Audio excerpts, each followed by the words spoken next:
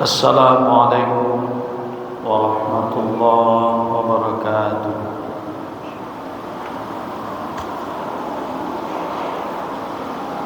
Alhamdulillahi rabbil alamin. Wa bihi nasta'in ala umuri dunya waddin. Allahumma salli ala Muhammad wa ala alihi wa sahbihi ajma'in. Bapak-bapak, ibu-ibu, kaum muslimin dan muslimat, sidang jamaah besar rahimakumullah.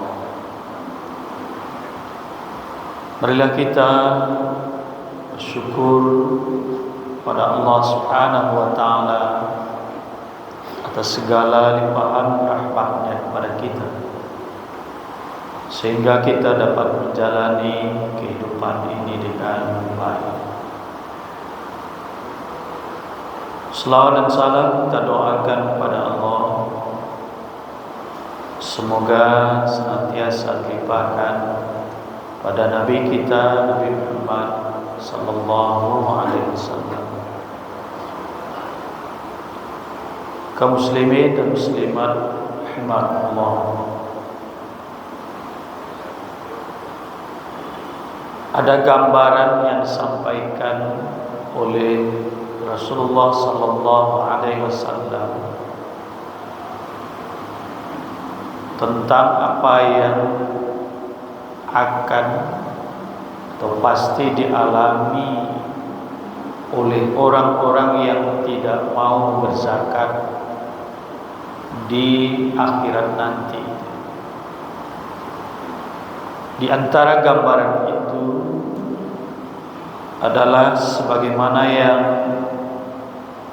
disampaikan oleh Rasulullah SAW di dalam hadis yang diriwayatkan oleh Bukhari dari Abu Hurairah. Kata Rasulullah SAW, yakunu kanzu ahadikum yawmal qiyamati syuja'an aqra. Jadi kata Rasulullah SAW, harta seseorang yang tidak dizakatkan.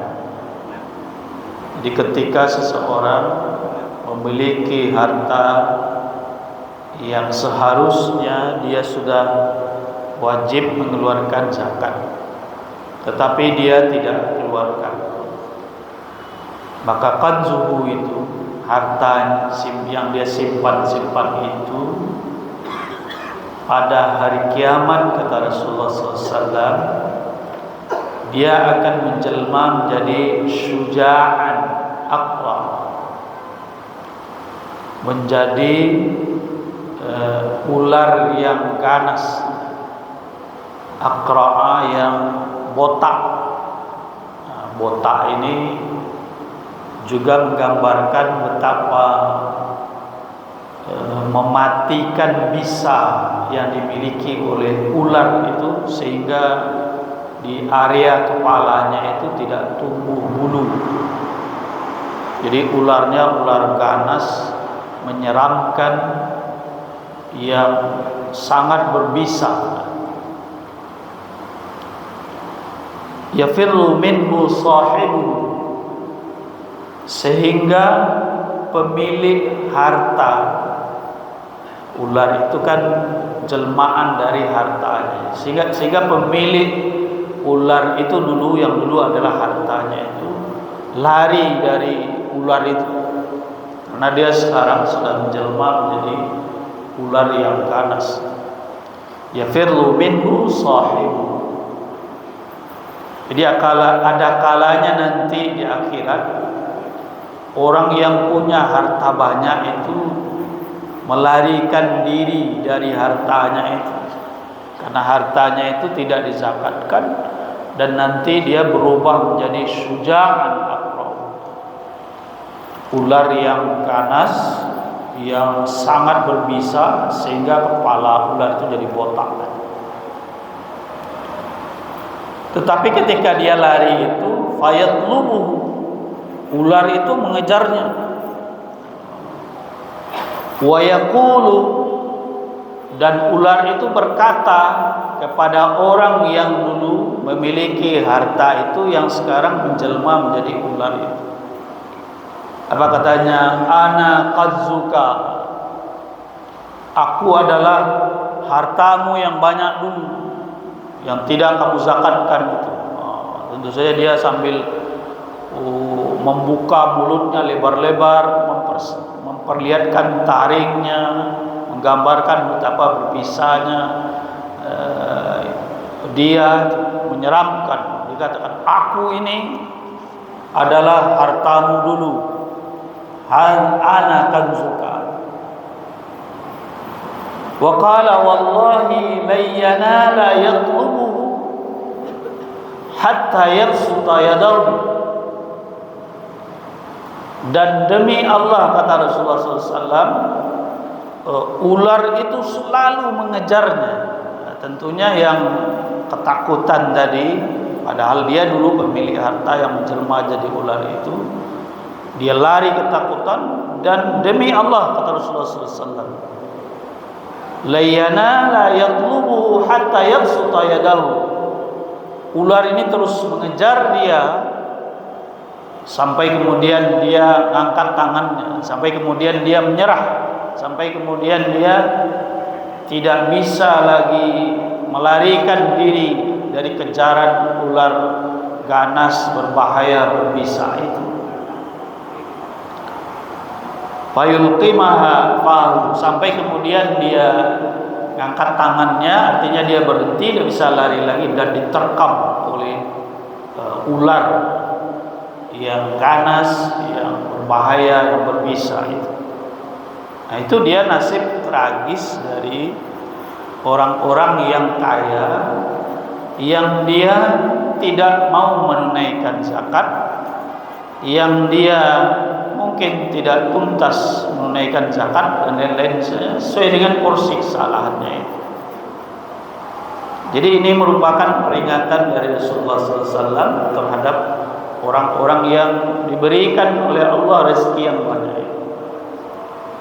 Kemudian kata Abu Hurairah, wa qala Rasulullah SAW, Nabi kemudian berkata lagi, idza ma rabbun na'ami lam yu'ti haqqahu. Sekarang kata Nabi, apabila seseorang yang memiliki unta, di mana unta itu sudah harus dizakatkan, sudah wajib dia zakat. Misalnya dia punya 5 unta, dia sudah harus mengeluarkan 1 kambing.